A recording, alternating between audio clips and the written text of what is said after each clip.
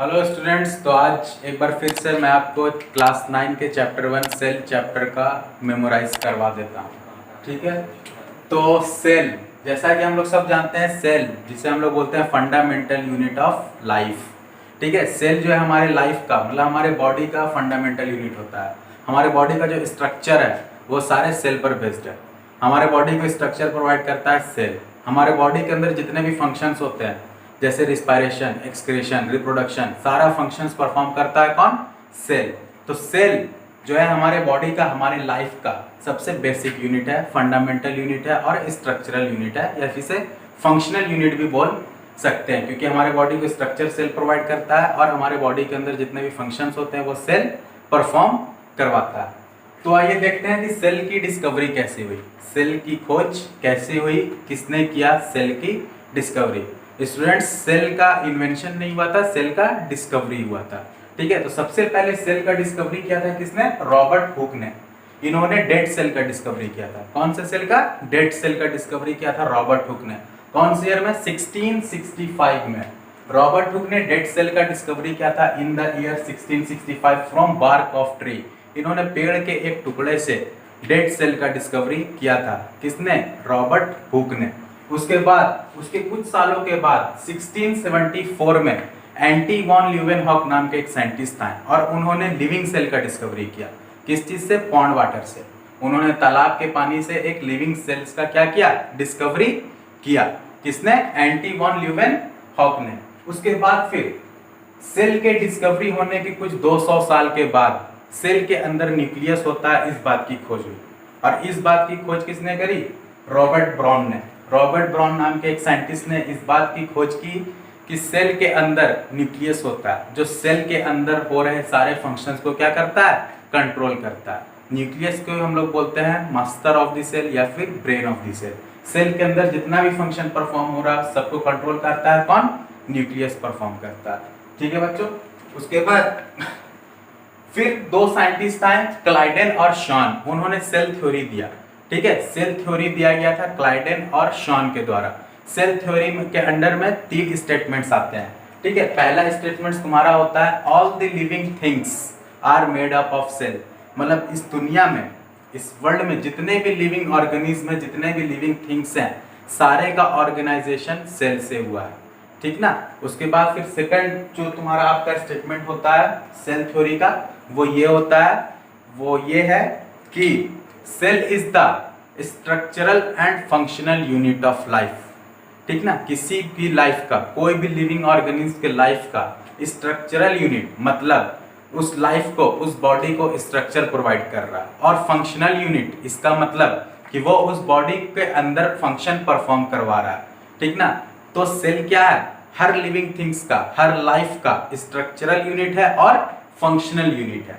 ठीक है, ये हो गया तुम्हारा सेल थ्योरी का सेकंड स्टेटमेंट। और थर्ड स्टेटमेंट, ठीक ना, थर्ड स्टेटमेंट दिया गया था विर्चो के द्वारा। एक साइंटिस्ट थे विर्चो, उन्होंने थर्ड स्टेटमेंट दिया था क्या? कि cell comes from pre existing cell through cell division. जो सेल है, सेल का जो ऑर्गेनाइजेशन होता है वो पहले से प्री एग्जिस्टिंग सेल्स के द्वारा होता है। जो पहले से सेल सर्वाइव कर रहा है, जो पहले से हमारे बॉडी के अंदर सेल मौजूद है, वही जो है न्यू सेल्स को प्रोड्यूस करता है। कौन से प्रोसेस से? सेल डिवीजन प्रोसेस से वो न्यू सेल्स को क्या करता है? प्रोड्यूस करता है। उसके बाद अब हम लोग देखेंगे टाइप्स ऑफ सेल हमारे बॉडी में, या फिर कोई भी लिविंग ऑर्गेनिज्म के बॉडी में जो मल्टी सेलुलर है ना, उनके बॉडी में कितने टाइप्स ऑफ सेल्स प्रेजेंट होते हैं, कौन कौन से सेल्स उनमें पाए जाते हैं। तो सबसे पहले देखिए muscle cells. First type of cell होता है मसल सेल्स। उसके बाद है blood cell, bone cell, fat cell, nerve cell, ovum और स्पर्म। इन सारे सेल्स का अपना अलग अलग फंक्शन है। Each cells perform specific function, है ना। हर अलग अलग फंक्शंस के लिए अलग अलग सेल्स स्पेसिफाइड होते हैं, है ना। सारा सेल्स एक तरह का फंक्शन नहीं करता है। जैसे कि मसल सेल्स जो हमारे बॉडी को स्ट्रेंथ प्रोवाइड करता है। ठीक है। ब्लड सेल जो हमारे बॉडी के अंदर ट्रांसपोर्टेशन, जो फूड का या फिर एनर्जी का या फिर वेस्ट मटेरियल का जो ट्रांसपोर्टेशन है वो ब्लड सेल करवाता है। उसके बाद बोन सेल जो हमारे बॉडी को मैकेनिकल स्ट्रेंथ प्रोवाइड करता है। फैट सेल जो है एनर्जी स्टोर करता है।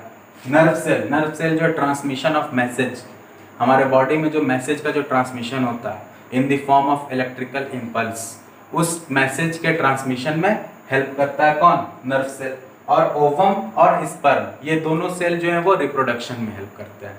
ठीक है बच्चों, तो ये जो 7 टाइप्स ऑफ सेल्स होते हैं, ये 7 टाइप्स ऑफ सेल्स के अलग अलग पार्टिकुलर फंक्शंस होते हैं। ठीक है, समझ में आया? चलिए बच्चों, तो हम 1 बाय 1 सारे सेल्स के फंक्शंस के बारे में देखते हैं कि कौन सा सेल कौन सा फंक्शन परफॉर्म करता है हमारे बॉडी में। ठीक ना, जैसे आप लोगों को पहले बता चुका हूं मैं कि सेल जो है 7 टाइप्स के होते हैं। ठीक ना, 7 टाइप्स ऑफ सेल हमारे बॉडी में प्रेजेंट होते हैं। तो सारे सेल्स का फंक्शन अब हम लोग 1 बाय 1 देखेंगे। तो सबसे पहले देखते हैं मसल सेल्स। ठीक ना, मसल सेल्स का फंक्शन क्या होता है? It provides strength to the body. ठीक ना, हमारे बॉडी को या फिर किसी भी लिविंग ऑर्गेनिज्म के बॉडी को क्या करता है? ये स्ट्रेंथ प्रोवाइड करता है। ठीक है, कौन करता है? Muscle cell. उसके बाद देखो ब्लड सेल। ब्लड सेल जो है वो ट्रांसपोर्टेशन में हेल्प करता है। It helps in transportation inside body. ठीक ना, हमारे बॉडी के अंदर डाइजेस्टेड फूड हो गया, एनर्जी हो गया, वेस्ट मटेरियल हो गया, ये सबको ट्रांसपोर्ट करवाने में कौन हेल्प करता है? Blood cell. और it also helps in fight against disease. तो ब्लड सेल जो होते हैं वो 2 तरह के होते हैं, एक होता है आरबीसी, एक होता है डब्ल्यूबीसी, रेड ब्लड सेल और व्हाइट ब्लड सेल। तो ये जो होता है ब्लड सेल, ये डिजीज से फाइट करने में भी हेल्प करता है। ठीक ना, ये हमारे बॉडी को क्या करता है? इम्यून सिस्टम बढ़ाता है।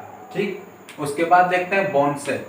It provide mechanical strength and helps in locomotion. Bone cell जो होता है वो हमारे बॉडी को मैकेनिकल स्ट्रेंथ प्रोवाइड करता है और लोकोमोशन में हेल्प करता है। लोकोमोशन मतलब मूवमेंट में, एक जगह से दूसरे जगह अगर हम लोग को मूव करना है तो उसमें हेल्प करता है कौन? बोन सेल हेल्प करता है। और फिर है हमारा फैट सेल। फैट सेल क्या करता है? ये एनर्जी स्टोर करता है। ठीक है, एक्स्ट्रा एनर्जी जो होता है हमारे बॉडी में उसे स्टोर करता है कहाँ? इन the form of fat. Fat के फॉर्म में ये क्या करता है? एनर्जी को स्टोर करता है। ठीक है, नर्व सेल। नर्व सेल जो है वो ट्रांसमिशन ऑफ मैसेजेस में हेल्प करता है। ठीक ना, किसी भी बॉडी पार्ट से ब्रेन तक मैसेज को ट्रांसमिट करना है तो इसमें हेल्प करता है कौन? नर्व सेल हेल्प करता है। और फिर देखते हैं स्पर्म और ओवम। स्पर्म और ओवम जो है वो रिप्रोडक्शन में हेल्प करता है। स्पर्म और ओवम, स्पर्म जो है वो मेल में पाया जाता है स्पर्म सेल, और ओवम जो है वो फीमेल में पाया जाता है ओवम सेल। ये दोनों सेल जो है रिप्रोडक्शन में हेल्प करता है। चलिए बच्चों, तो मैं अब आपको बता देता हूँ थोड़ा सेल ऑर्गेनेल्स के बारे में। ठीक है, सेल के बारे में बता दिया, टाइप्स ऑफ सेल्स के बारे में भी बता चुका मैं, सेल का डिस्कवरी कैसे हुआ, किसने किया, ये सब भी बता चुका हूँ। अब मैं सेल ऑर्गेनेल्स के बारे में बता देता हूँ। सेल ऑर्गेनेल्स होता क्या है, किसे कहते हैं सेल ऑर्गेनेल्स?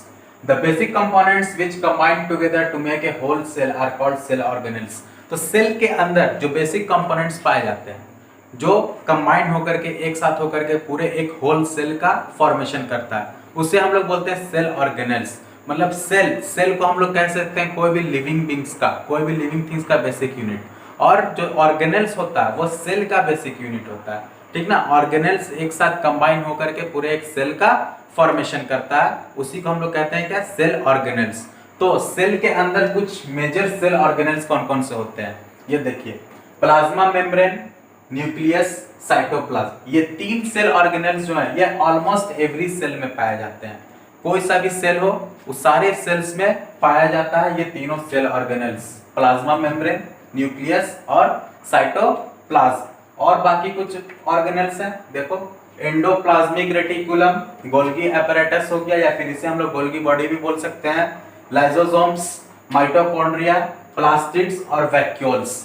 ये सारे जो है मेजर सेल ऑर्गेनेल्स हैं जो एक साथ कंबाइन होकर के एक पूरे सेल का फॉर्मेशन करते हैं। ठीक है, ठीक है बच्चों, तो अब हम लोग नेक्स्ट क्लास में, मतलब कि नेक्स्ट वीडियो में 1 बाय 1 सारे ऑर्गेनेल्स के बारे में डिटेल से स्टडी करेंगे कि सारे ऑर्गेनेल्स का फंक्शन क्या है, ये सेल के अंदर है तो ये सेल के अंदर कौन सा फंक्शन परफॉर्म कर रहा है।